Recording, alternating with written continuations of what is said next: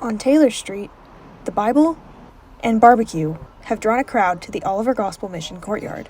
Aside from food and faith, these men have something else in common: experience with homelessness and addiction. Living on the streets, it was horrible.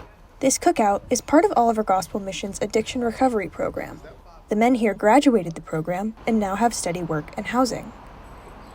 But others in Columbia haven't been so lucky. Homelessness in Columbia and across the Midlands has many faces, and the problem is just getting bigger.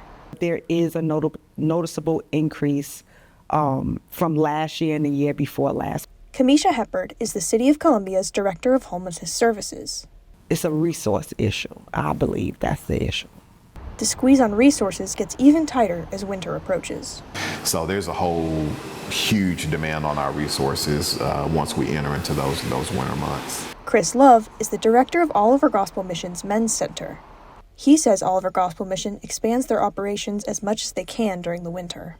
We have 56 beds in our overnight shelter, and so we open up for an additional 20 during the winter months. The City of Columbia does the same. The city has managed what has been known to be the inclement weather center. Now we call it the overflow, and so that opens during the winter months. The City of Columbia is working on a bigger plan to accommodate the rise in homelessness. The mayor and the city manager, they're working on plans behind the scenes on how we can increase affordable housing.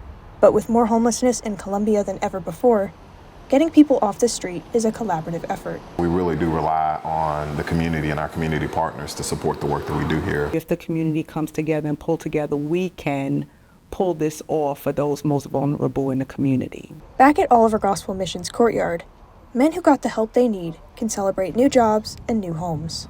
Until the city gets more funding and more support for affordable housing, others will stay on the streets. In downtown Columbia, I'm Eden Massey, Carolina News.